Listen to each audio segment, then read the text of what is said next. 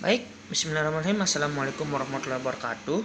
Selanjutnya saya akan menjelaskan materi yang ketiga, yaitu tentang real-time polymerase chain reaction atau real-time PCR.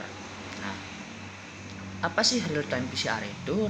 Real-time PCR atau biasa disebut quantitative real-time PCR qPCR merupakan salah satu metode PCR yang kini sudah banyak diaplikasikan dalam biologi molekuler. Pada metode qPCR, peneliti tidak hanya dapat mendeteksi keberadaan suatu gen tertentu tetapi juga mengetahui kuantitas gen target pada sampel sehingga membandingkan ekspresi gen pada sampel.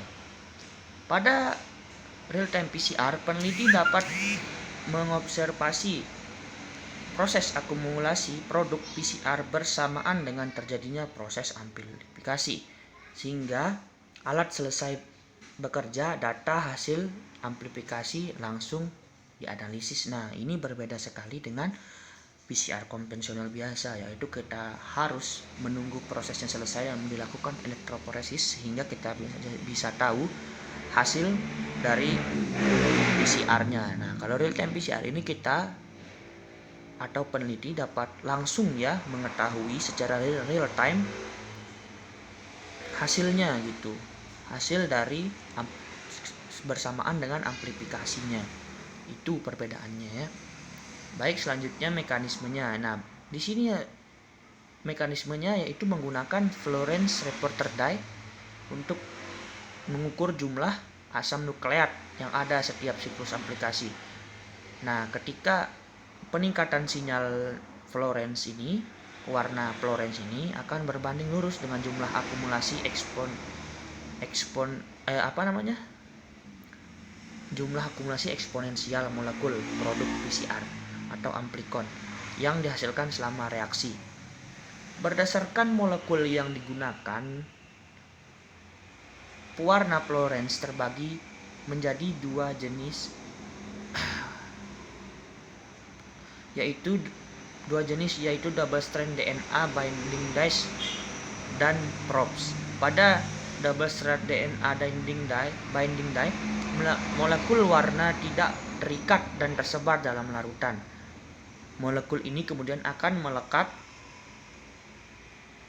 melekatkan diri pada untai DNA ketika terbentuk kutai ganda. Nah, ketika terbentuk kutai ganda, maka molekul binding dye ini akan mengikat sendiri gitu.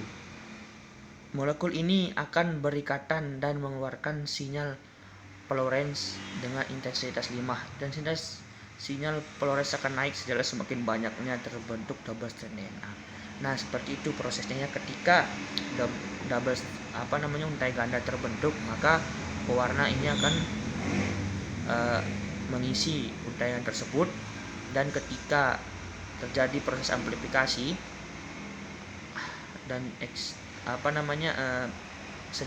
sinyal Fluorence ini akan membuat sinyal ya ketika terbentuknya double strand DNA. Begitupun semakin banyak sinyalnya. Nah, dari situ kita bisa menghitung berapa hasilnya gitu. Nah, baik, terakhir untuk pemanfaatannya, selain untuk mendeteksi penyakit menular, qPCR juga diaplikasikan untuk mendiagnosa penyakit genetik bawaan seperti hemofilia, thalassemia, cystic fibrosis dan sebagainya. Penyakit ini umumnya disebabkan adanya mutasi gen yang terletak pada kromosom dan ditransmisikan ke keturunannya. Baik, itu saja dari saya. Mohon maaf apabila banyak kekurangan. Wabillahi taufiq wal hidayah. Wassalamualaikum warahmatullahi wabarakatuh.